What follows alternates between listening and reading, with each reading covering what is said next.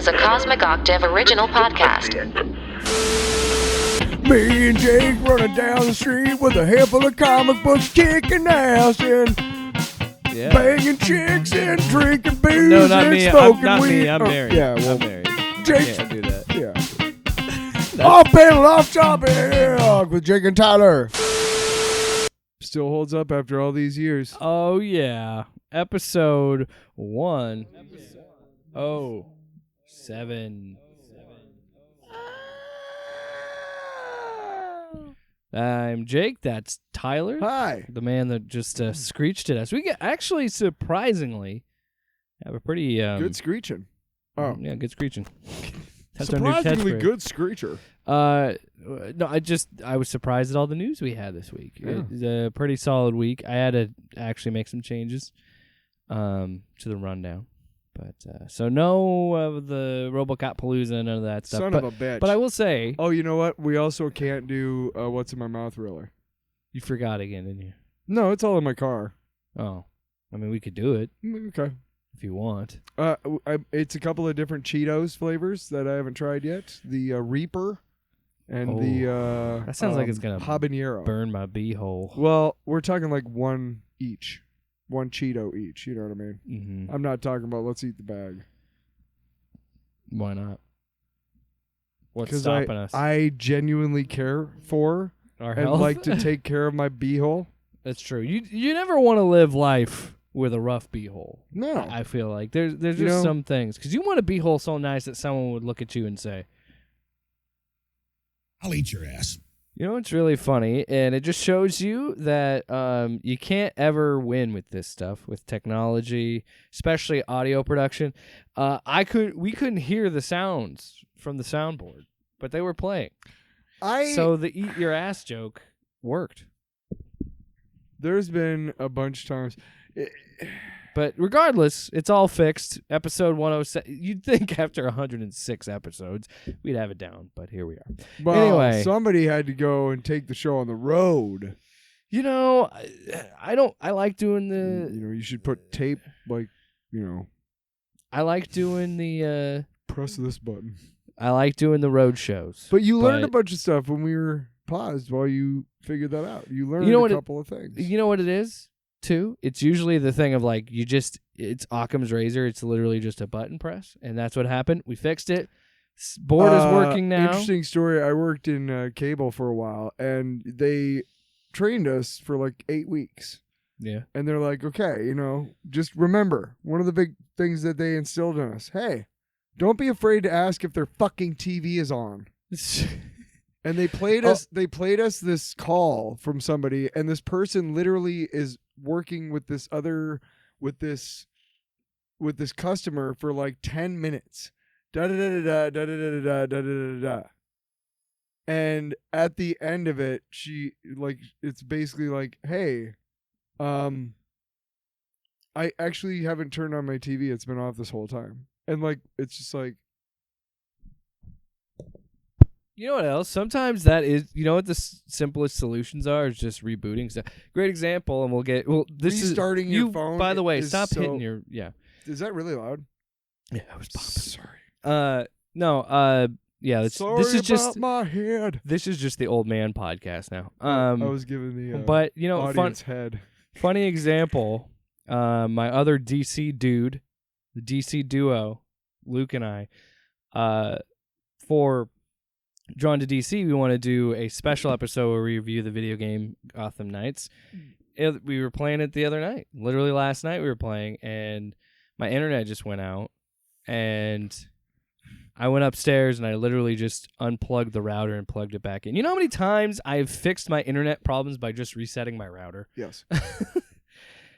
Or like just resetting or just like on just your phone, like an app, just restarting it. Have you ever been like at home and then for like a split second the power cuts out?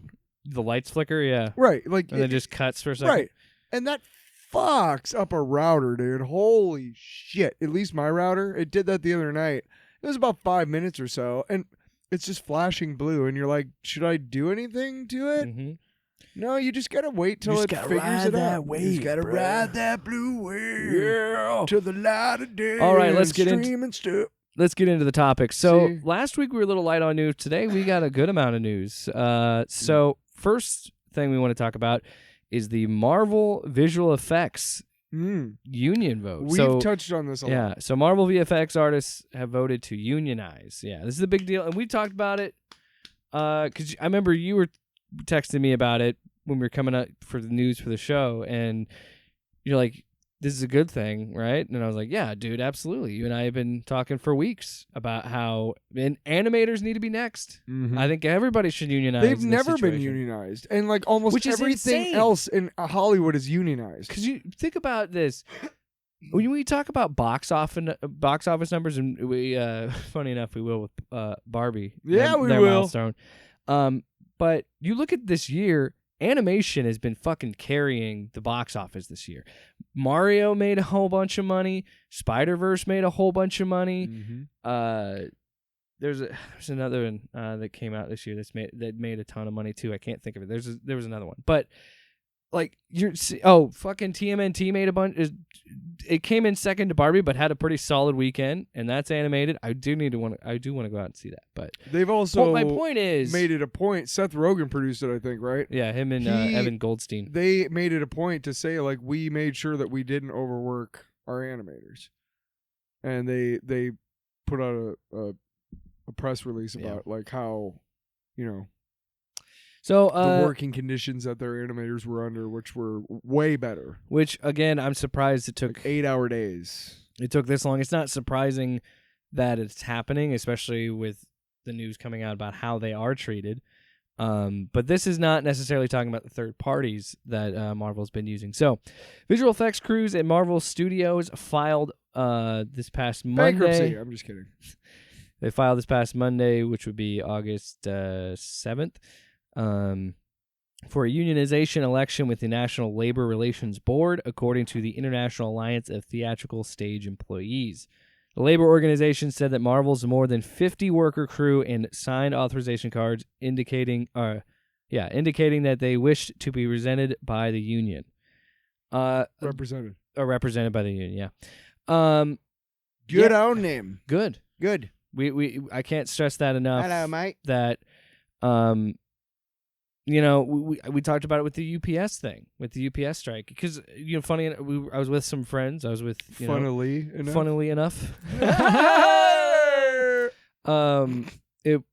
was hanging out with Luke on his birthday. And we were talking about this, and we talked about the UPS strike because we were talking about WGA and SAG-AFTRA, and then we talked about the UPS one, and I think we talked about it last week. And I said to him, I smoke outside at my apartment complex with a guy who works for UPS. I don't know if I told you about on the show. We talked about it. Yeah, I don't know if I told you about off the air. But he said, yeah, we got $800 million out of them. I can't remember what it was. Something like that. Yeah, number. They took a big chunk, and they had it the whole time. That's what I'm saying. That's what happened in the conversation. I literally said the same thing. I said, "Wow, magically they just had $800 million lying around." Because they had it the whole time, and you've seen the numbers about like what Netflix and Disney and all that they're asking for. It's like 0.000013% of like their net worth or some shit. Like nothing. It's nothing to them. It's pocket change. Wage theft is a huge deal, Holy and that's why these companies are unionizing. But again, this is. I do think it's worth noting that this isn't the third parties that Marvel has been working with recently. This is in-house Marvel Studios. But it's a good visual first effects. step, though. Yeah, visual effects artists. It's a good first domino. Yeah, these are visual effects pros employed directly by Marvel and generally work in Atlanta, Los Angeles, and New York. It doesn't include the work of thousands of visual effects artists that work on Marvel movies through third-party studios. Marvel has not yet voluntarily recognized the union effort. I don't see a reason why Marvel won't, just because of the unbelievably bad press Disney has been giving during these other strikes, and it's. I think they need. Are we going to talk about Warner Brothers? Oh yeah, fuck David Zaslav. I want to be very fucking clear, and I really want people. I was just about to say, but I Tyler, you had I really want to say up. this. I don't think I've said this enough. I love you too. I don't ever in my lifetime Yeah. at all expect to work for Disney or Marvel or Warner Brothers or DC, any of that shit. So I can comfortably say, go fuck yourselves. Seriously, guys, go fuck yourselves. Because he was bragging about not paying people. Like, he was. Yeah, how much money they've saved by delaying movies. Here's a fun fact for you. David Zaslav doesn't know what the fuck he's doing. Because you know what he did? He took over HBO Max. He took over the most HBO, one of the most recognizable brands in entertainment, and just gutted it. Takes all this content off the app, cuts off HBO off its name, and calls it Max. You know that has. Oh, there's an HBO hub though. You know that this whole Max adventure, the streaming adventure that they've been doing, has cost them $1 billion. You want to know why? And mine still doesn't fucking work right. But remember, fuck. David Zaslav was going to come in and fix everything. And then to go and brag about not having to pay people, and you're glad that they're on strike. Let me guess. And again, I bet you He's not an entertainment guy. I bet. He's a businessman. I would put money down saying that Zaslav was the unnamed executive that said they wanted to make fucking people homeless. Wouldn't doubt it for a second. This dude is a piece of shit. And you know what the best part about it was? Seeing him do a commencement speech and the students chanting, "Pay your writers." Because he is an uncreative piece of shit. And go fuck him. Yeah, go fuck yourselves. You, Bob Iger, especially you too, Bob Iger. Oh, yeah. Makes thousands of dollars a minute and says, "Oh, it's disturbing what they're asking." Like, these people are just trying to get fucking health care while you bathe in $100 bills. Hey, babe. Bob. Babe. Hey, babe. Hey, Bob. Hey, babe. Hey, Bob Iger. Hey, babe. No, Bob, all you have to do is give up like 30 minutes of your daily pay. And that would take care of everything that they want. Like, seriously. Greed is... That's how much fucking money really, you make, you piece of shit. It really boils down to... You're so greedy that... I think we've talked about this on the podcast before. There's that thing, like, it's amazing how much $10,000 would change somebody's life, you know, like in an instant. Oh, yeah. Like, how many people that would change. But, like, rich old assholes are, like, spending, like, $10,000, like, on a bottle of wine. Yeah. Yeah. Or like a hotel room for one night. And it's like, go fuck yourselves. And this fuck yourselves. This is why And you know what? Go fuck the people. Actually, no. I do actually praise the people who are gutting the rich people with $10,000 a night hotel stays. Good on you. I do want to point out, like, it's important that these guys unionize because that's what a lot of this fight is about. This is the common misconception.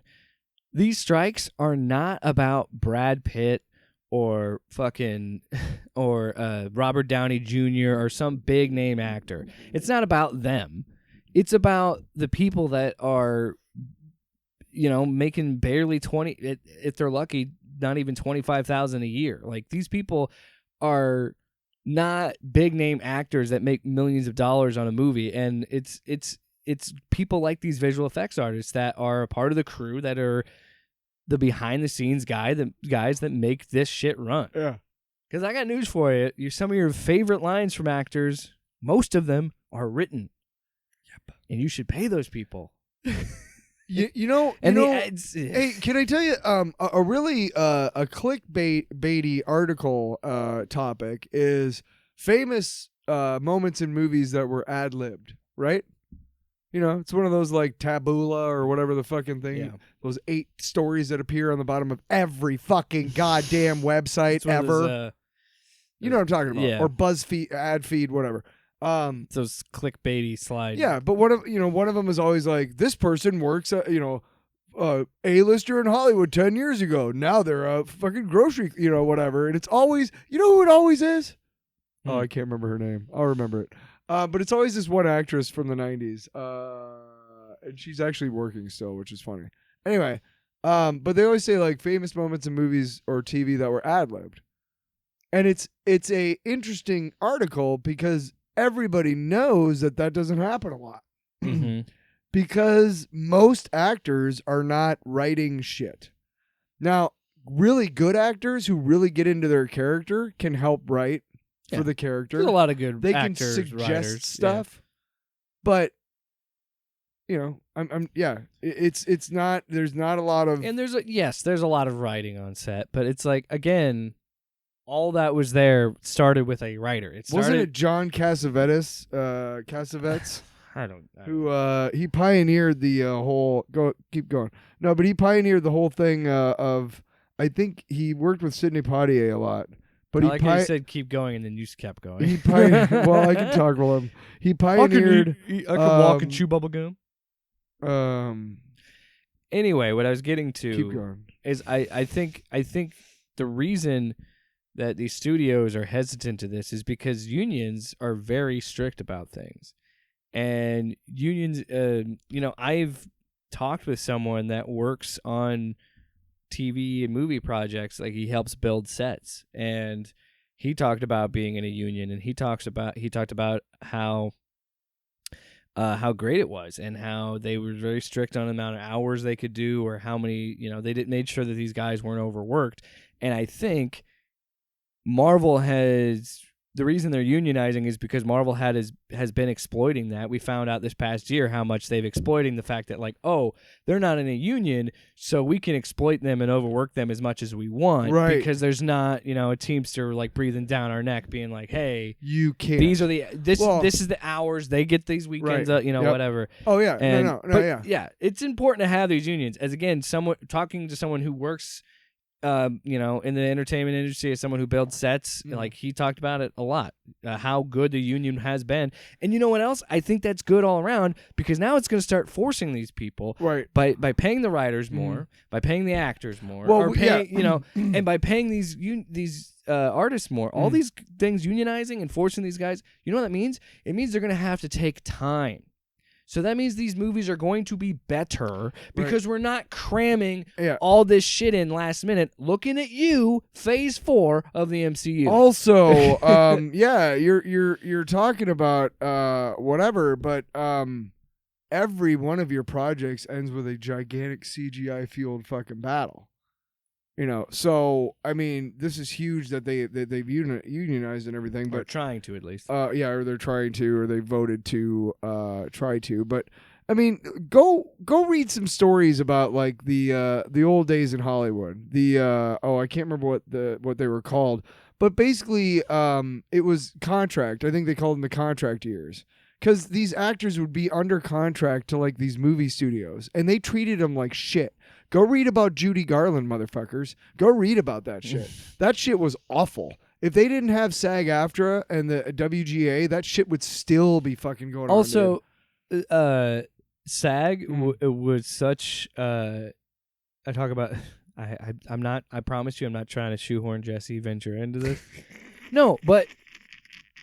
But we should. We should try to fucking shoehorn Jesse Ventura into everything. Tyler, I promise you, I'm making a point. Okay. Jesse, when he worked on Predator, yes, he got SAG. He got a SAG card, and he loved it so much. He came back to the WWF. He loved it so much, and I looked him all in the eyes. This was right before WrestleMania 2, and I said, "Hey guys, I just joined the Screen Actors Guild, and I gotta tell you, unions are the shit, man, and we should do one."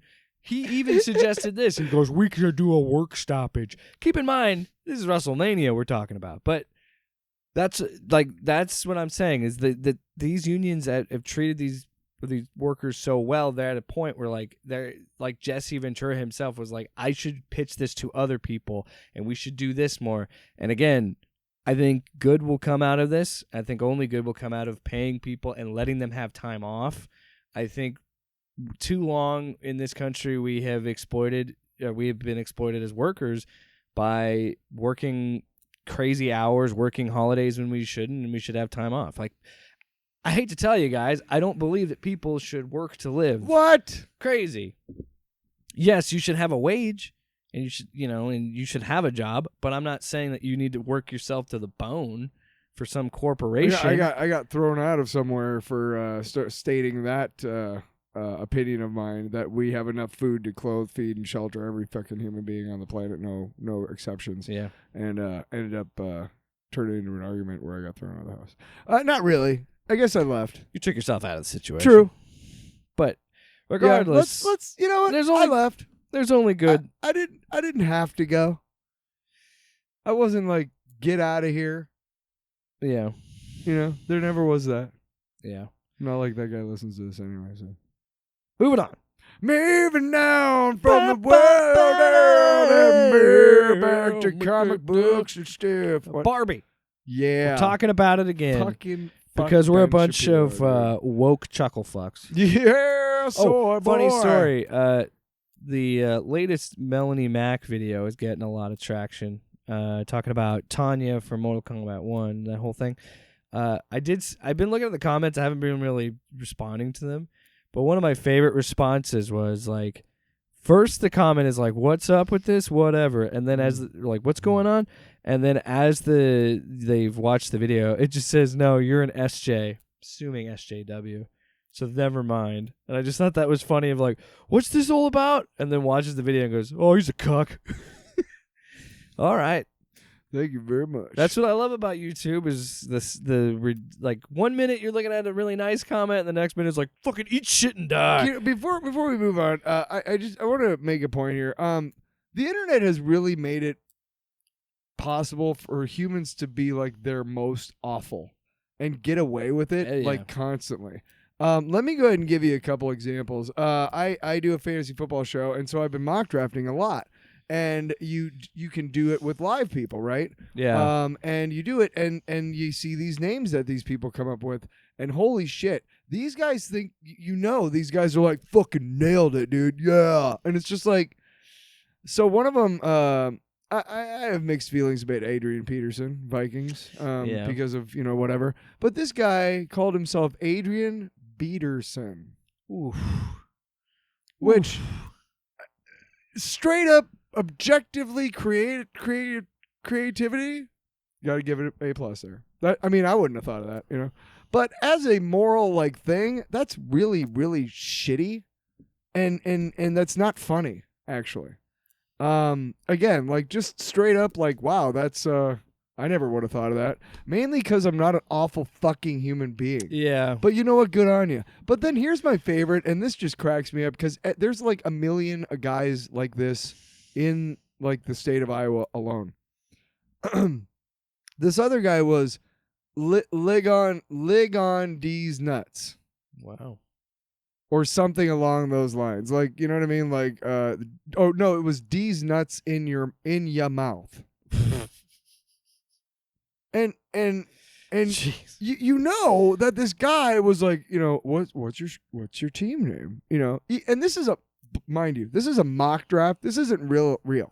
And maybe that's why they put these silly names, but this guy is sitting there going, "Oh, what should my team name be? Fucking, I don't know, man. Oh, I got it. D's nuts in your mouth." Nailed it. Just absolute banger, Mom, dude. Bring me a soda because I just killed the internet, dude. What happened, honey? You said some Pop-Tarts. I'm so proud of you. I want some fucking Pop-Tarts too. And you're just like, ugh.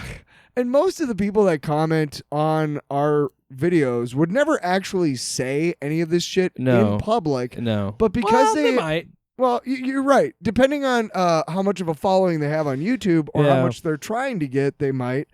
But mostly no. They're just fucking, being trolls and shit. They just go out in public and they're like, you know what I mean? Do it again. That was bullshit. It wasn't loud enough. I want to fucking hear that again. Still not loud enough. Oh, crank that shit. Get that. No, okay. Crank it up. Crank it. So we're talking Crank about Barbie again because we are SJWs. Because honestly, it's hit some big milestones.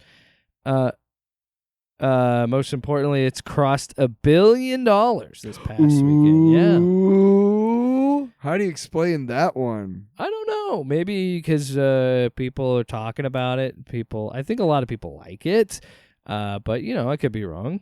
But I think a lot of it is mostly good reaction. I know I'm going to be blasted. The shit get blasted. I pretty much know the whole movie for some hyperbole. I don't. I've been avoiding spoilers because I kind of want to see it. I mean, I'll watch it, but we should go see it. No, I'm not going to see it in the theater. I'm going to get blasted for hyperbole in this, but this could go down as one of those movies that shifts the cultural I am worried about that viewpoint. I'm worried about that, not because of the messaging or the feminism or whatever. I'm worried because of how Mattel is approaching it and being like, well, you like this, let's do a shared universe. And it's like, God. guys, no, everything needs to be a shared universe. You can just make a good and Barbie Greta movie. Gerwig was like, miss me with that shit. You know what I'm saying? Yeah. We want a Barbie sequel. You ain't fucking getting it from me. I don't know, man. I think everybody's got a price. You know, that's what Ted DiBiase told me. Here, I'll be fair in this. If I'm willing to bet that Greta Gerwig is the kind of artist, and Margot Robbie and who helped produce it, right? Mm-hmm. So she's just as big in this too. Her and her husband, their production company. Right there, yep. Didn't Gosling too, or no? Oh, did I tell you how much money this made? $1 million, bitch. Billion. Day. Sorry. $1 billion, bitch. That was terrible. $1 billion. And you know what they said to the box office? I'll drink your blood. So I'm willing to bet she's the type who's like, listen, we'll do it if there's a good enough story. Also, And we can come up with a reason to do. She doesn't give a fuck. I mean, the money, she'll take it, of course. Greta Gerwig's going to have so much job security now because yeah. she's the only female director to have $1 billion movie. It's wild. So I think that she's going to... Well, I think she already had a lot of job security because she is kind of viewed as like an auteur director. She makes very movies. critically acclaimed movies. I don't think I've ever actually watched a movie she's done. Neither. I've never seen Ladybug or Little Women. But Me neither. will you stop it? What are you Me doing? Are neither. you doing exercises Well, right my now? fucking shoulders are hurting right now. I'm real stressed out.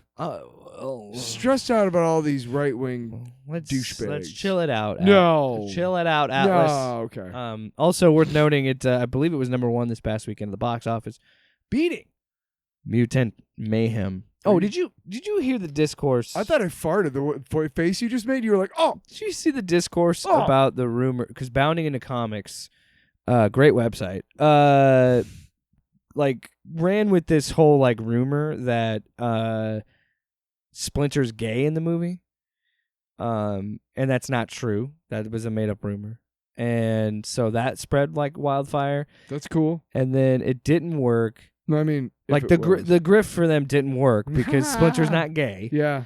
So then they just pivoted back to, well, yeah, but April O'Neil is still fat and ugly.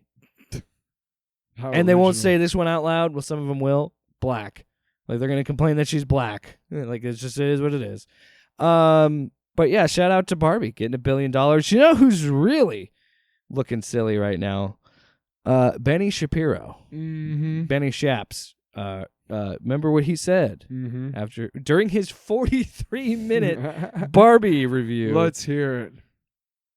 Week 1, this thing is going to clean up at the domestic box office. My prediction is going to just absolutely fall off a cliff after that. The repeat business on this movie is going to be non-existent because it was written by two people who are so smug and self-satisfied, in Greta Gerwig and Noah Baumbach, that they have no audience. Yeah, okay. Made $1 billion, Ben. It just continues to prove that this shit is all a grift. You know, like he kind of was. Yeah. Well, it just like that's the only validation I can get, or only thing I could get out of this. Ben Shapiro's predicting. That's the problem in our society. There's a lot of people who give a shit what Ben Shapiro predicts, and it's people you wouldn't think of. Sorry, it really, we had a glitch there. What the fuck? Hey, it really is people you wouldn't predict, man. Just I'm not saying like, hey, you might be living with a scroll. You know what I mean? Like, I'm not going that far, okay? Just chill out. Red scare. No, but it's the green scare. No, but I think, obviously not at work. Don't get fired.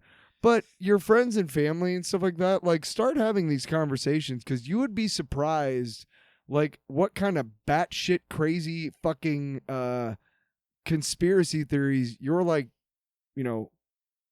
cousin has or something. Yeah. I mean, I'm not saying anything about my friends and family because I only associate and am related to people who aren't complete. Yeah. Only the best people. Only the best. Simply the best. Who needs to take away it? You know whose Twitter needs to get taken away? Who? That guy. Tiki Watiti. Yep. That is exactly who I was Tired talking of that about. shit. With the I look at him and all he says is, and his movies just sound like "I'll buy the pew pew quip pew. What is it? Pew pew quip. Pew pew quip. That's all his movies sound yeah, like. pretty much Over and over again for Yeah. 2 hours, 90 minutes. Yeah." And I said, "You know what? Godspeed, Spider-Man. So let's move on." Pizza time. Whoa. Moving on. Speaking of pizza time, Pizza time. let's Ooh. talk about some weird news. Let's go with that. So, David Ayer, David Ayer, the I think it's Ayer. director of 2016's Suicide Squad, has been stirring up some interesting rumors Really? about the Ayer cut, and then kind of like realizing he overstepped and was like, "Well, I can't really say that." So here's what happened. He was sharing like concept art or just unused things that they had, like behind the scenes pictures on social media, Yeah. which I didn't. Oh. I don't think he was allowed to do with Because of the strike, proprietary- because Oh, recently. if there's one thing I'm going to complain about, it's the strike not allowing them to talk about past projects. Yeah. I don't know how I You feel. should be able to make some money. But I mean, you could still do like cons, but you can only do like signings and stuff. You can't really do panels because you can't talk about previous work, and you can't talk about future projects. I don't know, but Sucks. anyway, hey man, Bells. hey man, Yeah. strikes they suck. You know, I can't tell what People sucks don't wanna go more, on those strike. rules or my singing. All right. Wow. So anyway, Bells. David Ayer decided to go. I think it was on Instagram Mm. and say the following quote: "There's a genuine curiosity and interest from a lot of people." This response, this quote, I have them backwards. What the fuck? Well, recently people have been talking about the Ayer cut especially started after the Snyder cut. It's still been going around for a while. Ayer did respond to someone in the past with a negative comment, and he said, "There's a genuine curiosity and interest from a lot of people, and I'm aware there is another group of people that have fun mocking the film. Your comment is a perfect example of how many are magnetically drawn to the discussion to the 2016 film in a negative way. Have you ever had an experience?" This is where it's like, okay, I can level with him because you need to also remember these are human beings making this shit. Have you ever had an experience in life that didn't until... This is how he wrote it. "Have you ever had an experience in life that didn't end the way that you wanted?" I'm assuming is what he's trying to say. "That dragged you, that made you rethink everything?" I have, and all I know is my unseen film plays better than the studio release. The interest in my cut being shown seems real and organic, and Gunn told me it would have its time to be shared. He absolutely deserves to launch his DC universe without more drama about old projects. In a way, I'm chained to this thing. I'm riding a tiger here and navigating the situation the best I can. Life is a very strange journey. Okay, so There's a lot to unpack. I think he's got a point because the studio version sucks.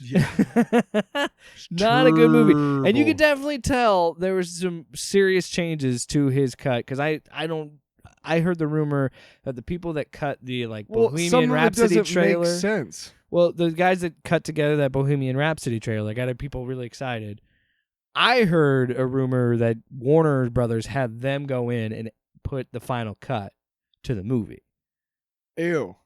I don't know if that's true. So 30-second movie trailer guys, music video guys, cut a basically. whole 2 and some change That's movie. not smart. 2 hours and some change. I wouldn't know how to do that. Again, I don't know if that rumor's true or not. No, listen, you give me a 3-minute music video, I'll kick your ass. But the more you think about it, I'll the more kick its ass. the more you think about it, the more it makes sense. I'll kick Because your ass.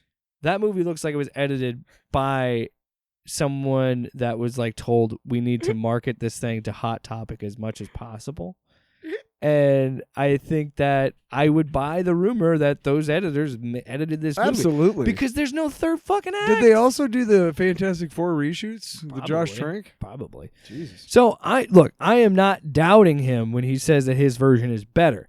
No. Now, I think He's made some good stuff, hasn't he? What else has he done? people like Fury. I haven't seen that. He also did. Fury was great. I think he did End of Watch with Jake Gyllenhaal and Didn't see that. the dude from Ant-Man, Michael Pena. Michael Pena. Levi. I'm done with the bit. All right, fucking move on. But I also have this. I feel two minds about it. I don't really care to see another version of that movie. Will you stop? Because honestly, I don't fucking care about the DCEU anymore. I really don't. And I just don't think like I would be fine. I don't really want to care. I don't care. That movie, it is what it is, and I'm sure he makes a better cut. Yeah. I'm sure it is. Yeah. But there's also that side of me. It's like, Just cut me off. let me finish my thought, because there's another side of me that says, hey, I think his story should be told. I don't see a problem with that. I supported the Snyder Cut because I'm like, great, that he gets to see his vision realized. I thought You know what I it was mean? kind of cool. But what do you think about all this? Well, first of all, just rude. It's because every time I try and finish, you sidetrack me. It's like we're off topic. Just trying to cry over here, but you're just telling me to shut up. No, your tears mean nothing to me. As a curiosity, like that's Right. that's not how I felt about the Snyder Cut. Yeah. I mean, I was genuinely interested in the Snyder Cut because it was like, this is cool, and I liked the I Snyder liked Cut. it. Yeah, we I both mean, did. It was long. Yeah. Jesus, I didn't what- like all of it. No, Like, there's some things I would have. there was a lot of cool stuff that was like, yeah, I wish they would have included this in the movie. Yeah. Not Not the Justice League. The Joss Whedon cut.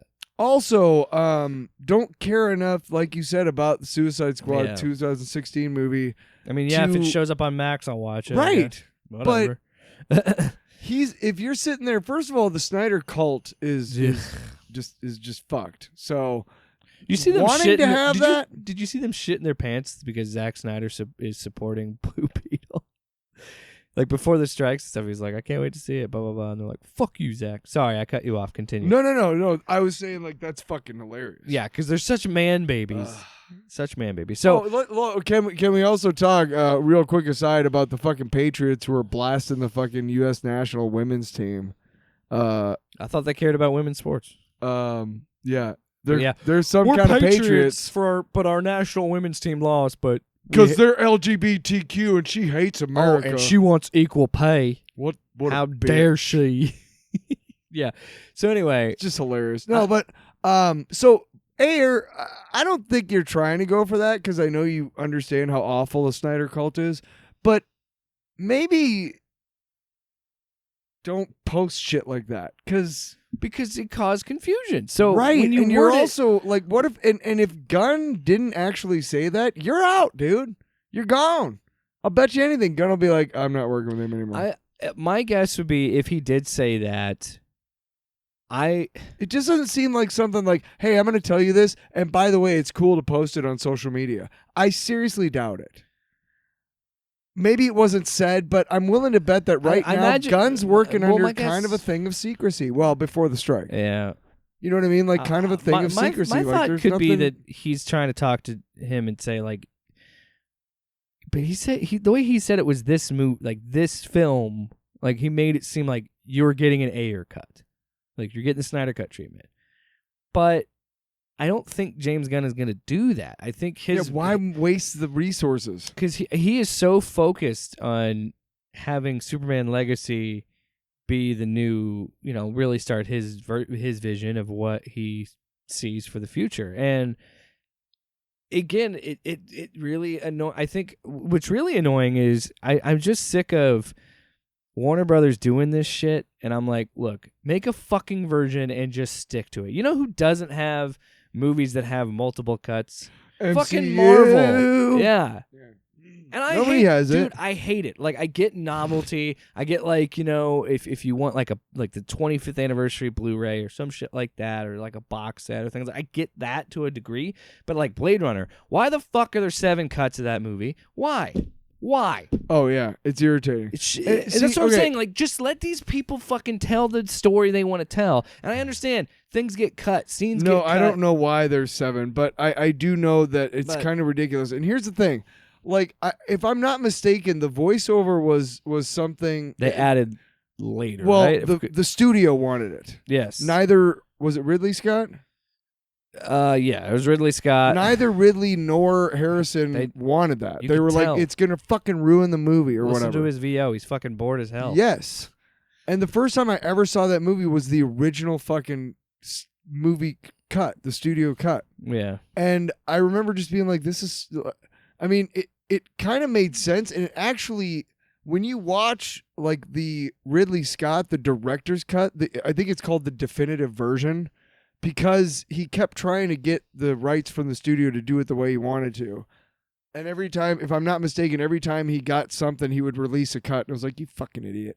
So the definitive version is the one that he wanted from the beginning. It's called right. the final cut. Is it? Or It's the something like definitive version, I think. It was the one that I watched on Sure. Amazon before I saw Blade Runner 2049. It was it was called the final cut. Right. So it was like this is the movie that they were making. There's a version that like Ridley Scott There's no- has made that is the way. It's such a and better there's movie. there's no now had you ever seen it with the voiceover? Yes, I've seen it. Okay. I've seen both versions. Now, did you see the first time you saw it? Did you see it with the voiceover?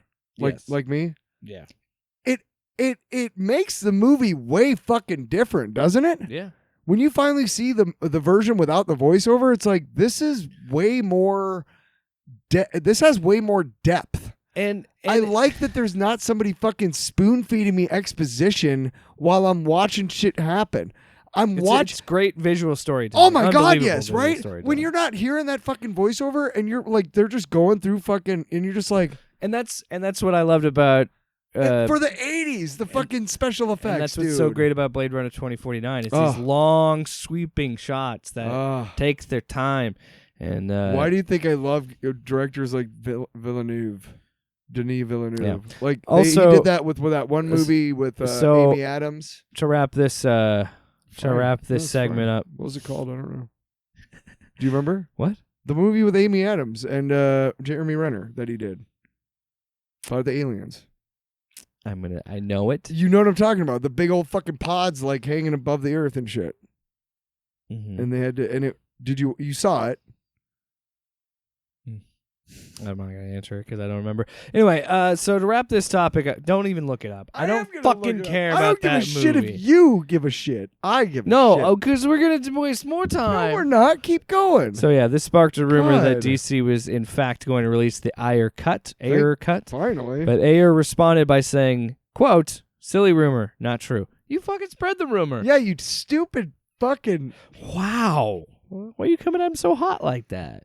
That was mean. asshole. You dumb bitch. What? It bugs. He's Canadian. Denis Villeneuve? Yeah. I thought he was like, Denis Venezuela? no, he's from Quebec. What did I say? I said something like that. Yeah, what the fuck did you just say? No, the reason I said that is because when I couldn't remember how to pronounce his name, I said something like that. Arrival. Arrival. That's what it was. I totally remember. Anyway, Tyler, it's time to move on. It's time to move on. Do you remember this movie Yeah. this past fall, 2022? Very modest movie, made on a very modest budget, made by a pretty small indie studio, and the movie was called Black Adam. And famously, Black Adam. I think I remember seeing that at the art house for like a week. Yeah. Interesting movie. You know, It was such a weird career change for Dwayne The Rock Johnson to do an art house movie called Black Adam. It was one of those movie theaters where you could get beer. Like just art I feel like you house. can get them in like every movie theater. Here's why that joke doesn't make any sense anymore. Is ever since like what is it, Flicks? Like those brew houses. Yeah. Like now it's Alamo commonplace. Draft House. Now it's commonplace, but back in the day, the Fleur Cinema, which is making a comeback, which is awesome. But the Fleur, the whatever. Yeah, just stop saying it like I know. Remember? No. It's I the don't. art house movie. It's the movie art whatever. Sure. Art house In, movie like an theater indie- in Des Moines or whatever. And it's that back in the day, that was one way you could tell is it an indie movie theater. They Yeah. serve beer.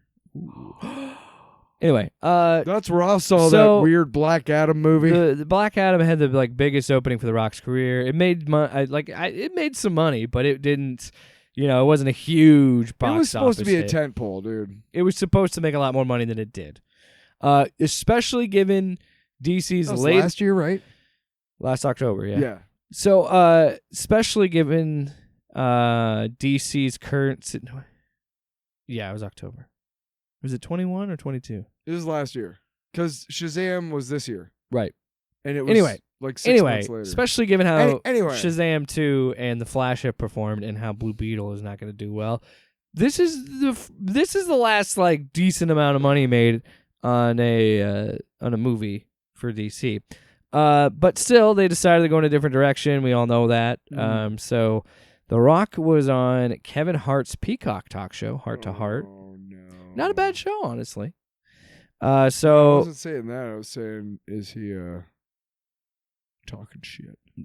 no, I think he has an interesting response. So Kevin brought it up, asked him, what happened with Black Adam, and here's a few clips.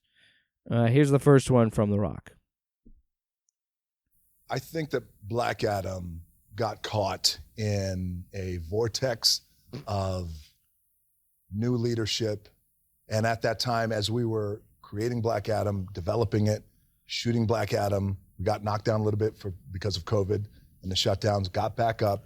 There was so many changes in leadership. And as you know, anytime you have a company, but especially that size and magnitude, that's a publicly traded company, and you have all those changes in leadership, you have people coming in who creatively, fiscally are going to make decisions that you may not agree with philosophically. So I think Black Adam was one of those movies that got caught in that web of new leadership. And, that will always be one of the biggest mysteries, I think, not only for me and us on our end, but also throughout our business. So honestly, not a bad response. I do think Fair. I think what he's saying has some truth. I think with the because I don't remember, it was around this time that they announced James Gunn was taking over and creating DC Studios. It was around this because it was. Well, no, think about it was like close this. to this time. Think about it like this. He's starting with this movie, and again, for some reason, it was his idea not to be associated with Shazam, right? Yeah. So right off the bat, you're wrong. Okay, so right off the bat, your project, sorry, but then you have somebody who's in charge of the DC thing, not James Gunn, telling you this is this and this and this and this. So acting like a Kevin Feige. So saying like you have to. Yeah, do there's no figurehead to. But there is somebody who's saying like you have to have these things in it to fit into the larger narrative, right? Yeah. Because they're still trying, right? I mean, most of it would be. So they write a script and small start things. doing shots and test shots and doing all this stuff and storyboard, and they start go through the process, and then maybe James Gunn comes in and goes, "Hey, if you want to be a part of the larger thing, just right off the bat, you got to change this, this, this, and this." So yeah, that's probably really confusing and also doesn't make a good product. So Yeah. we kid. Well, I'm talking like we know him. We kid. Listen, Dwayne, we're sorry. We kid you, Dwayne. No, but we do take shots at Dwayne The Rock Johnson because honestly, like, well, we're still going to. yeah, Because you haven't heard everything he has to say. Oh. I think for the most part, he's very humble about the experience, and I think he's He kind of should be. Is what I'm saying. And I do think that this did hurt his ego a little bit because he thought he had enough star power that he could lead a Black Adam movie, which is like, again, how are you going to do an evil Shazam movie without Shazam being in it? But whatever. He continues. Oh no! See, I should have waited. Because that's a Kevin question. But that was a question out of Wall Street. That was a question out of Hollywood. That was a question like, wait a second. All right, okay. You had the biggest opening of your career. Sure, no China. That could have been maybe 100, maybe 200 more $1 million. You're establishing a new superhero. You want to grow out the franchise. You bring back Superman and Henry Cavill. The world went crazy. And also, too, and you were texting me this on opening weekend, is we created a diverse superhero portfolio where we had just men and women of color, in Black Adam too as well. So I will say, I will give him credit. He is right. The Black Adam does have a pretty diverse cast. But this is so I have feelings about this. On one hand, again, I think he has a point. I think that he is being humble about the situation, but then he has to slip his ego back in a little bit because then he says, like, you asked that question, Kevin, but I thought Hollywood was asking that question. Wall Street was asking that question. Like, hey, this movie made all this money. Yeah, no China. That would have been a couple $200 million or whatever. But like, he still has to like have a. And why didn't they get China again? I don't remember because China was still, I think, in that time was still doing like different COVID lockdowns or something like that, and they allowed so many movies to come in and only they could only go to so many. So I don't fucking know. There was some reasoning for bullshit. Because there was some bullshit. Yeah, fucking whatever, man. And I said, "What?" That's what The Rock said when they said no Shazam what? or no Black Adam 2. What? He looked at him and said, What? And there was that weird And then music they said, behind him. Woo, yeah, woo, yeah. And for some reason, right when he said the word "what," there was that weird music behind him. Doom, doom. And then they ran away. All right, so again, I want to be clear. I think most of what The Rock's saying, I do think, because you and I had criticism of him of how he dealt with, some of the and I don't even think that movie was that much of a failure, to be honest, but how he handled some of the criticism, how he handled some of the box office I don't really numbers remember how it versus what now happened in it. Honestly, I remember. No, but it's a forgettable movie. I remember that Atom Smasher kept looking like a fucking doof. Yeah, like a lot. Okay, and what Hawkman else? and Black Adam fought a lot, but here's where I'm like, God damn it! Like, come on, man. This is where I'm like, pump the brakes, Dwayne. Exactly. And, I think as business-minded people who are always, you and I, who are always thinking audience first, yes, we look at and respect the bottom line economically, but also when you think about opportunity and creating things that are fresh and delivering for the audience, which is our number one boss, when that wasn't looked at through that lens, it makes things a little bit more challenging, I think, for guys like you and I, where you go, you sure you want to do this? But hey, at the end of the day, you know what it is? It's like new ownership coming in, buying an NFL team and going, all right, not my head coach, not my quarterback. Doesn't matter how many times you won the Super Bowl. Doesn't matter how many rings we got. That's the part that made me laugh. Yeah. That's a great example. That's a great example. This is great. Yeah, you guys Kevin. both. Yikes. No, that point was great until he said the Super Bowl thing. I'm like, dude, it didn't make like a fucking $1 billion. Let's stop asking. Let's talk about a couple of things. Like, now, the Young Rock show, is that... it's canceled. But is that biographical? Did all that shit happen or whatever? Yeah, I mean... his dad was in the WWE? Yeah, he's a second-generation wrestler. Okay. Well, his dad and his grandpa were wrestlers. But Kevin Hart had to kind of come from his own, right? Yeah. Yeah. I mean, he wasn't... So, I mean, I respect Kevin Hart being the kind of guy who's like, hey, you got to keep the positivity, and things like that, because it probably helped him get to where he is, and hard work and all that stuff. But Dwayne, and that's fine that you are like, I worked hard, and he did. I'm not saying he didn't work hard. I'm not saying that. But there's a lot of problems out there, guys. Like that are way worse than you guys not having a great box. So you don't office for getting another Adam. Black Adam movie. Yeah. And I'm pretty sure there's again, at least 10 kids within a mile radius of here I haven't eaten properly. Why do you got to do that? Because it's probably the truth. I mean, it is We're true. in Iowa. It is true, but it's like, come on, man. We should kick Try and have a fun fucking show. No, but I mean, no. I want to make it clear. Okay. I liked him when he was The Rock. I like him now. I don't have any problem. I think he's very likable, and it's he's hard. a good guy. Yeah, I don't. But like not sometimes like him. his ego. Yes. Like this movie really took. I think took an ego, hit. But the problem I have with that example, which I think was good until he said, "Doesn't matter how many Super Bowls you won." That's where I was like, again, it's his ego being like, dude, again, you're. I don't he know has if a I've great ever attitude. seen a Dwayne The Rock Johnson movie. You saw Black Adam. That's true. But before that, But I do think he's right. name some of his. I think a couple of factors worked against this movie, like we said. It's a Shazam villain without Shazam. Yeah. The Rock, despite his charisma, I think people don't view him as a movie star as much as just another. He's a brand. He's got that energy drink. He's got his Also, tequila. He's got all this other stuff. If you're his trying production to, company. if you're trying to do like a brand like with The Rock, like Black Adam doesn't fit it at all. Like if he's trying to do the brand that I think he is, that doesn't fit it at all. Like Well. especially because it wasn't really an anti. I don't remember what happened it didn't. That didn't happen until I like don't remember what happened in the movie. the Black Adam like redemption stuff didn't happen until later, like that, like in his lore. Like that didn't come in until 52, and then the new the 52 event, and then the new 52 is where they kind of started turning him more into an anti-hero. They made him more of an anti-hero, but they also made him way more violent and vicious, which is weird. Well, then he had Isis and Osiris as like his Black Adam family. I don't Remember that? what happened?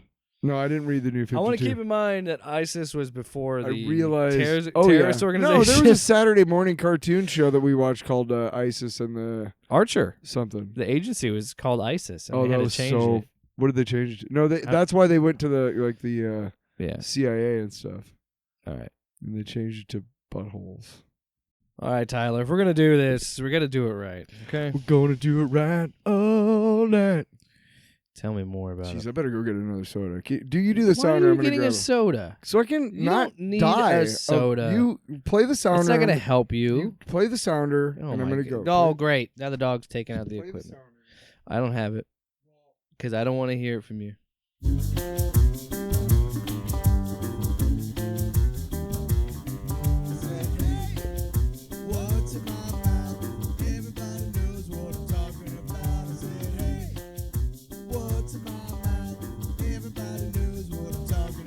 I said, hey, what's in my mouth? What I'm talking about? What is that? What is that? What's it taste like? I don't know. All right. All right. Tyler. Okay, what so do we got? while I was in Chicago, I saw this place called the Beef Jerky Experience. And I spent like a good 10 minutes there just going around going like, oh man, look at that shit. But that's not what we have. What we have here is, I think I've actually seen it here in Iowa now, maybe. But I saw two flavors of Cheetos. One's crunchy and one's puffs. And they're flaming hot. And they're a little hot. Yeah. You got a smoky ghost pepper flavored puffs and sweet Carolina Reaper. Somehow smoky and sweet don't sound like they should describe these two things. So we're going to start. Will you stop it? With the smoky I hate it. ghost pepper puffs. Okay. Okay, so let's both take a breath. Take a breath.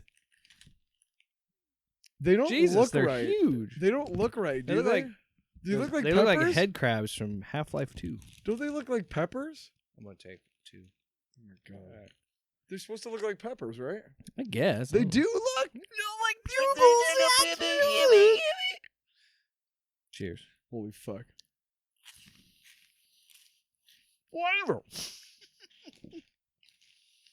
These are good. They're hot, but they're good. It's not too hot, but it's hot. It's cooking. Leave those there. I'll eat them. Yeah. I know. Big fan. So remember, our rating scale is. Sorry, we need to turn that up. It's this. Yes. If we don't like it, it's a much meaner one. You are nothing but garbage, yeah. Nothing but garbage, Gaina. It sticks with you. I will say that it it sticks with Let's you. just say I'm gonna have some nightmares tonight. You know what I'm talking about? It's like after 9 o'clock and I'm eating spicy food. I'm gonna have some trouble. Can't say I really relate. I guess. A lot of showing up to high school with just nothing but my underwear. You know what I'm saying? that actually happened. Ow! Gosh, my Next. dog just clawed my foot. Ow! Next up is the God, that's still kicking my Yeah, ass. it tingles in your mouth after a while. I like it. Yeah, you're an ass. Makes me feel alive. Next up is the Flamin' Hot Sweet Carolina Reaper Cheetos. Smells like Cheetos. Woo! I'm gonna take one. Just one? These are the crunchy ones. Yeah, I like crunchy. The ghost pepper ones I'm gonna look take like two little of peppers. these. I'm gonna take two of these. I like that they look like big little... tough guy. These are gonna kill me. Cheers. Cheers.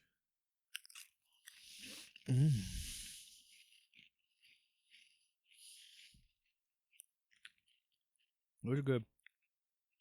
They're not as hot as the ghost pepper ones, but they're not bad. No. My tongue is alive. Ah! Tingly. I'm gonna kick myself in the face because it's so damn hot. Kick what? Now what are you doing now? Is that a bag of popcorn? Yeah, it's What kind of Chicago- popcorn? Oh, by the way, pizza. both of the Cheetos Yeah. Yes! from me. What about you, Tyler? Yes!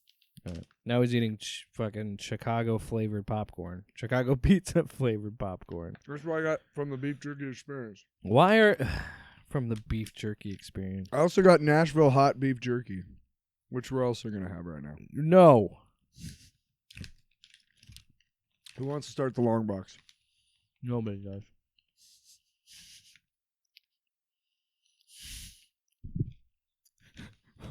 Just a little ASMR segment out of the show. Pizza flavored popcorn. Beef jerky, make me. Oh God.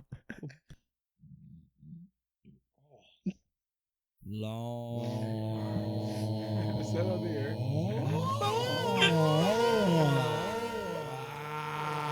It's a long box. Who wants to start? Well, I don't know where to go, Tyler. I'll start. No. So, Ugh. What's your long box today? my long box is As you know. my tongue is tingling right now. my tongue feels like a bunch of Smurfs jizzed on it.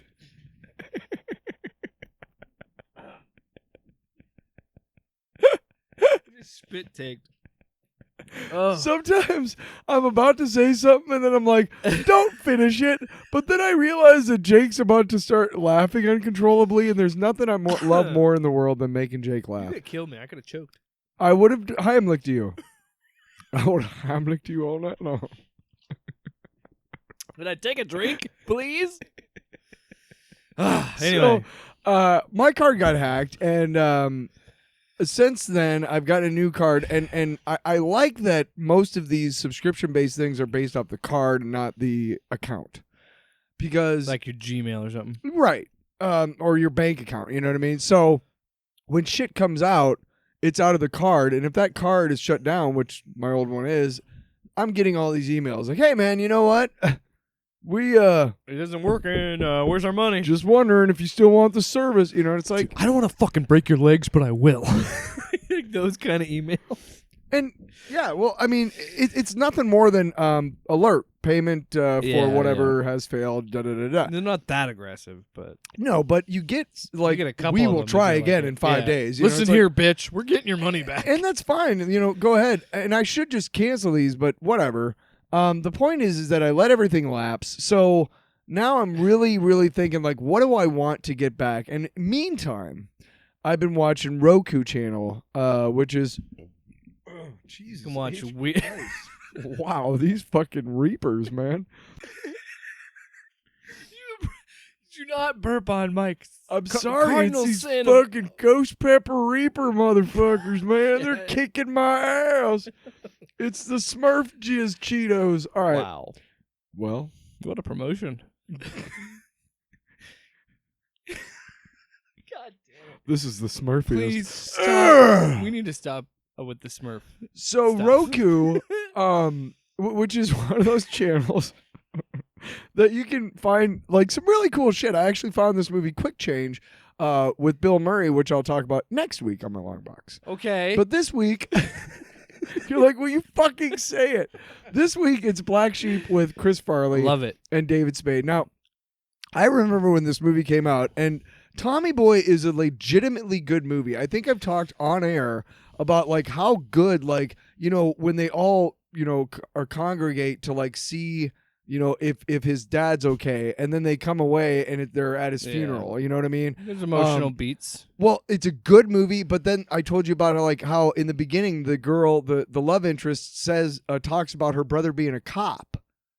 Yeah. And when she sees the people like being all fake and making out at the airport, she goes, "I need to speak to Dwayne Brock, please." Yeah. Because that's her brother.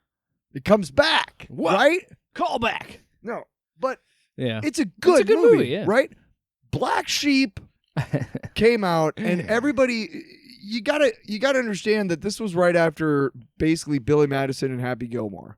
Well, A double shot from Adam Sandler that are both solid fucking movies. Also, I know Roger Ebert's spinning in his grave with me saying that they're solid movies. well, it's because Paramount and Lorne Michaels have been working together for a long time. Because they at this point they'd already also had 2 Wayne's World movies. yeah, like, I mean, I'm not saying like Wayne's these were the World. first SNL movies. No, but I'm saying no, like but that's what I mean. Like, so for to a have box office draw from SNL, you know, Sandler had just done the double top, right? yeah. But that's what I And- mean. Like, yeah. with Mike Myers and Sandler, like they Sure, were doing that. Yeah, and Mike, yeah, exactly. And then Chris so, Farley had Tommy, and David Spade had Tommy Boy. So the thing is, So this is their follow up. right.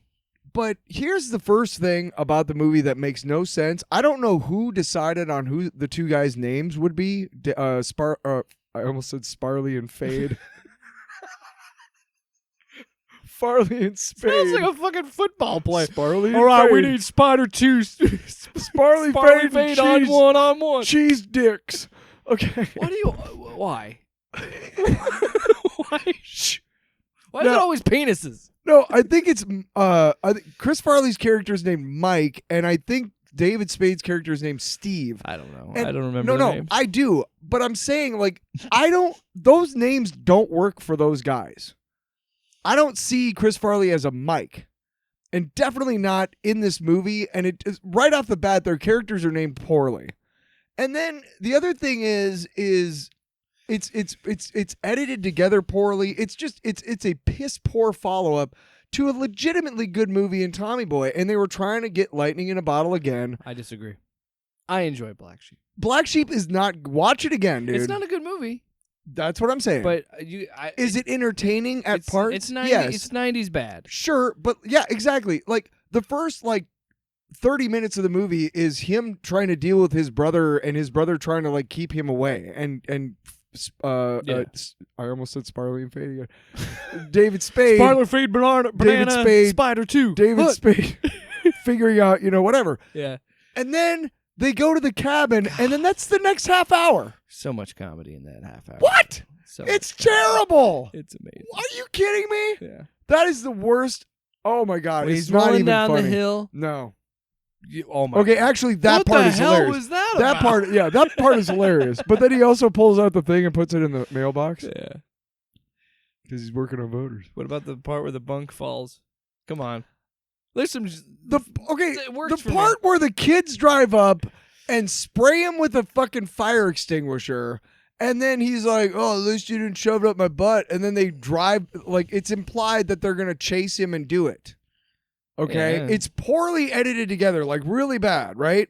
It doesn't make sense. And then later on, they show Spade, and he's got a bunch of fucking fire extinguisher shit on his ass, implying that these kids forcibly shoved up a fucking fire extinguisher and shot a bunch of shit in his butthole. But maybe just on his pants. I don't know. But the point Yeah, I is don't it's know, poorly dude. done, and the humor is not very funny to me. I'm not saying everything works, I'm- but I'm saying the the cabin stuff. I don't. When I think of that movie, I think of the cabin shit, and that is the part that I like the most. Well, I'm glad that you like that movie, The but bat- this is my long dude, box. when the bat Oh my flies God. in, Are you fucking kidding me? I'll throw it in here into the refrigerator. That's moths, you dumbass. No, it's Bowl not of chocolate that funny. pudding in my underpants. It's not that funny. Hey, you know what? And you know what? You know what? can also tell that he's pretty much high throughout the entire movie. Well, yeah. It's bad. He Have you wasn't seen in all the- Tommy have you- Boy. Hey, this is the beauty of comedy. I enjoy it. You don't. That all of you are saying perfectly fine, perfectly valid. but I enjoy that movie. Also, I'm gonna talk just as much during your long box. oh fuck Fucking off, dickhead. fuck you. I think you interrupt me way more than I interrupt you on these segments. True. But here's one thing I will I thought we give. were having a spirited debate. Yeah, I don't care. I don't care that much. Yeah, we're just bullshit. But one thing I will give Tommy or Black Sheep credit for is the moment when he gets kicked out of the rec center, right? Because the current governor, like kicks him or has him fired because they're trying to get him to screw up and make Tim Matheson look bad because he's ahead of her in the polls, right? That's generally the plot of the movie, is that they're trying to get Mike, who is a general screw up, to basically be himself, right? Yeah. Anyway,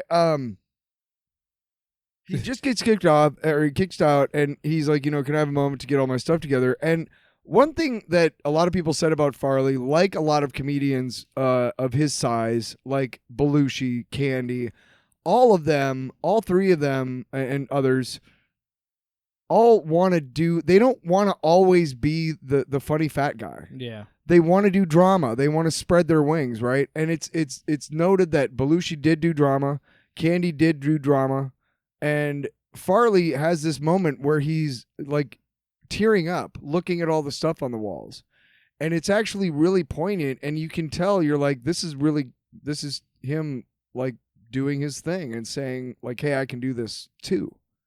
Yeah. That's the only thing I will give that piece of turd movie credit for. Kill Whitey. Also, What a scene. also, I didn't make it through the whole movie, so I haven't gotten to that part. But almost, Fuck you then. but almost here. What about the part when they got pulled over because they're high on nitrous? Oh my God, the ROADs. Yes, that's okay. Whatever. It's me off, Jack. Jack me off. Come on, there's some good bits in this I'm movie. aware. Also, Almost Heroes, his last movie, is It's, again, shitty movie, but I love it. I love it. really. Yeah, Why? because it's a train wreck. It's so entertaining to me. Have you ever watched Wagons East? How insane that movie was. Have you seen Wagons No. East? That's Candy's last movie. And let me just tell you, that's a fucking insane like train wreck in terms of like editing and shit. It makes no sense whatsoever. It makes no sense. Yeah, I'm just saying. There's parts where it's snowing and the next day it's like sunny and beautiful. And it's like, what's going on here? I liked pretty much every movie Chris Farley was the star of. I even liked Beverly Hills Ninja. I know you did, you fuck. And it's a terrible movie. Ugh. Why? Holy Shinto! That gay. I will say R.I.P. once again, Miss Farley. His story is so fucking tragic. It really is. Oh, and his two brothers are in Black Sheep when he tries to be the security guards. Mm-hmm. The security guard. I need you to move out of this vector. Get into a different quadrant. His bugs just crashed into my windshield, man. It was like, can't stop, don't wanna ice. I will defend that movie. I don't give a shit. All right, now my turn. And you can talk as much as you want. You Piss on it. Dingle, dangle. No, I actually Wieners. I enjoyed that because you and I usually have the same taste in movies, so it was nice to have a conversation about a movie that we don't necessarily agree on. Hang on. Before you move on to yours, I just want to make it clear. Like, I don't hate Black Sheep, but I don't know, man. Dude, I'm sorry, but if you compare Black Sheep and Tommy Boy, Tommy which Boy's a better movie, no doubt. I know, and you don't really want to compare them, but they're supposed to basically be the follow up to each other. You know, the ones that follow up. Right. Black Sheep is a spiritual sequel to, or spiritual Kind of, successor, or whatever right? word Yeah. you want to use. If that's that makes sense. But yeah, that's why it's so disappointing, because it's like, if that's the way you were gonna go with Tommy Boy, like that, Gary route, Busey's in Black Sheep. That's true. You can't beat that. I mean, he does lose his car running away from Gary Busey in the beginning. All right, so my long box is a show on FX, and it's also on Hulu. This is another show that I didn't expect to binge through, because as you know, I talked about how my wife and I we're at this point where like a lot of the shows we liked have ended. So then we find a new show and then we latch onto it and then we like binge it, and then because there's only 2 seasons of it, and I think we're like halfway through the 2nd season of The Bear is the show. It's coming back or no? I'm sure it there a is. third season? Well, who knows with the strike and stuff. Oh, right. But the first season is 8 episodes, and I think the second is 8. It might be 10, but I'm pretty sure it's like 8. But Good review so far. no. Well, jackass. that's why it's so easy to binge, because there aren't a ton of episodes. That's why. But what I like about it is, so like this whole plot is there's this guy named Carmen. He is a really good chef. He worked at some of the best restaurants in the world. He inherits his brother's old shop called the Original Beef Sandwich, or the Original Beef in Chicagoland or whatever. And he always wanted to work there. He always wanted to work with his brother, but he never let him work there or whatever. So like it was a big deal that he got this restaurant when his brother commits suicide. Like you don't see that on the show, but that's why he's gone in this story. And like and it's John Barenthal, so you see him in like flashbacks at certain points. But like it's such a interesting show because it's such different storytelling than I'm used to with the TV shows that I watch. Like it feels like it was shot like a movie, where it was all shot in there's some long shots with no dialogue, or there's long montages with just music, and like it just feels like, and it's shot in like a widescreen format, so it just feels like you're watching these like, didn't feel like episodes, just feel like a part of this longer narrative, this longer movie. And season 2, where I am now as well, it's kind of like that. And it's just a solidly written show. Like the dialogue is funny and witty, but it's also believable. And it like some of the choices it makes are like such a bold thing, and like they'll completely change a style for like, I'm not gonna spoil anything in case you do eventually watch it. But in the season finale, You don't fuck with me. there's a whole Pizza segment. time, motherfucker. There's a whole. The episode starts with a whole segment of him, the main character Carmen, doing like one of those like pay-per-view like arcade programming, like set it and forget it, like fucking made on from TV. He's doing that, and then the crowd's applauding and everything, and he gets ready to cook, and then like all of the items in the kitchen start disappearing, and he's like, "Hey guys, what's happening? I keep losing my stuff." Oh, before that, he's like, "Oh yeah, I inherited this restaurant from my brother who fucking put a bullet in his head and left his brother," like he was like lashing out about his brother. And then it showed the next scene, and then he wakes up out of the nightmare because the thing was burning down. What's gonna happen to me after these Cheetos? Pretty much, it's what happened to your butthole. And then he wakes up and then goes to a meeting, and he talks about his brother's drug addiction, and like goes on this really long monologue. And this is what's so interesting about it, and how I just love, and why we need to pay these fucking writers, and where we are in TV, because it's like we are so spoiled with such good TV shows.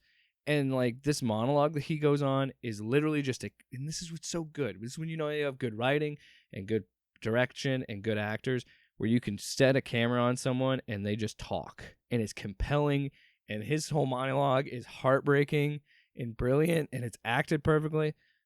Sorry, I was gonna cough. I wasn't cracking because I was about to cry, but very good movie, or very good show. You know what happens? Can't recommend it enough. You know what show that happens in a lot?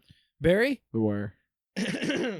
Also, Barry's a Excuse great me, binge sorry. because it's 30-minute episodes. No, I should watch Barry because it's, like I said, 30-minute episode. What's wrong with you? I don't know. It's funny as hell. You're funny as hell. You know what? Ew. You know what we're gonna do? We're gonna do that, and then we'll do a Barry podcast. How's that? Off panel, off Barry. What are you doing to Barry? I'm getting. So I'll leave you the ghost pepper Excuse me. puffs, but I'm taking the squeak. No, you son of a bitch. You're taking none of it. You will leave my home with nothing. Nothing. Or I will. What? You'll what? You'll. I don't know. So what's going on? We got a lot going on next week, don't we? Look what. I have no idea, actually. We're bringing back an old segment edited for TV. Remember that? Yeah. Good. Yeah. Yeah. Should we do another? You know what we should do? Well, here's the thing. I'm Why realizing. am I doing this? You're keeping these. Yeah, give me my fucking chips, you bastard. Cheeto stealing bastard. Oh yeah. You want some of this? Okay, so what are we talking now? I was just saying that next week we could also bring back RoboCop Palooza, or We'll see. I mean, maybe we might get a we'll do whole the Pride of news X-Men for you, since you want to do that. Yeah, you son of a bitch. Wow. You're on to Marvel. That's the episode. I said, hey. Once more now. It's the Stop eating the food on the mic. You just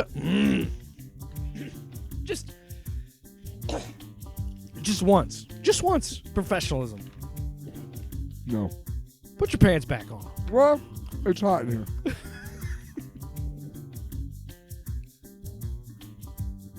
There's not going to be a better ending than that one. Oh, panel off topic with Jake and Tyler.